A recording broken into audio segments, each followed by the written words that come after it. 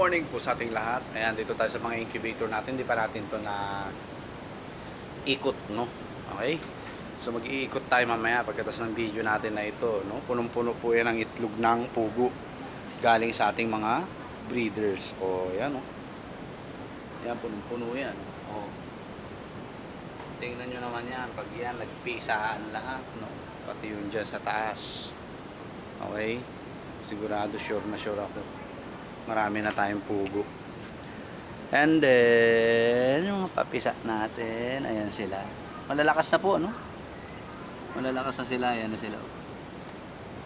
Na tinanggalan natin yung sapin, no? Nagpalit na rin tayo ng inumin nila kagabi. Nag-vitamin sila na Vitamin Pro, no? Ngayon, pure water lang muna sila. Ayan, no? Hayaan muna natin sila dyan. Right?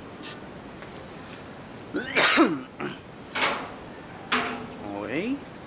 So nahuli na po na natin halos lahat yung mga lalaking panabong natin na manok, no?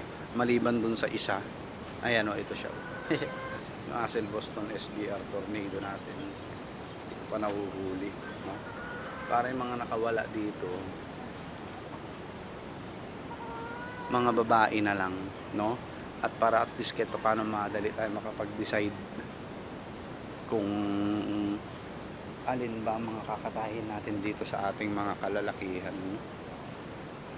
So halos lahat po to mga oriental sweaters na po, maliban dito sa Asel Boston natin at saka itong GBS Group Hatch natin tsaka Oriental Hatch. The rest po, ito reject na po yan, wala na yan, kakatayin na yan, kakatayin na. So dito tayo sa highlight ng ating yard, no? Na kung saan ay ito ang nagbibigay sa atin ng pera. Sa totoo lang, ito po, no? Kahit sabihin mong 50 pieces ng eggs nila, ayan, may itlog. Ang itlog nila ay 125 pesos lang. Ang 100 pieces po ay 250 pesos. No? So, kailangan makapag-compete tayo sa price, no? Kaya nagpaparami po tayo. Ayan. So, ito yung mga breeders po natin. Ang napoproduce po nito ay fertile eggs po. Ayan sila. Ayan sila. O, diba? Ito yung mga quail breeders po natin, no? Yan ang mga quail breeders po natin. So, 8 to 12 months lang daw natin magagamit yan. After 8 to 12 months, babagsak na po ang kanilang egg production, no? Kaya sasagarin natin yan. Magpapapisa tayo ng magpapapisa. Okay? Kaya nga po meron na tayo mga nakalagay sa incubator natin, no? Puno yan, yung tatlong incubator natin na yan. Punong-puno po yan ng egg, no?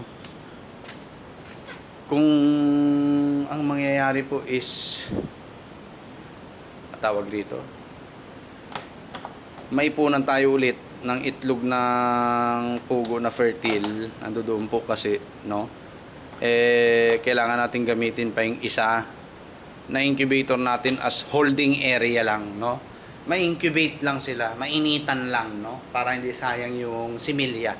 Tapos kapag may mga napisa na rito, tsaka tayo magta-transfer ng mga itlog dito sa reliable natin na incubator, no? So yun, may mga available po tayong mga quail eggs, panchapsuy, tokneneng, quick, nilaga. Ayan, meron po tayo, no? Then fertile eggs po natin, meron rin. Nasaan na yun? Ay, ando dun din pala. Nalilito ko kasi unang-unang ano natin to eh. Ayan, no? Yan ang magaganda, no? Bilog na bilog at malalaki. Fertile eggs po, no? So minimum 100 pieces po tayo dyan. And that is 500 pesos. With free na yan, syempre, bibigyan ko kayo ng allowance po, no? Lahat po yan may allowance. Alright? So yun lang po. God bless po sa ating lahat.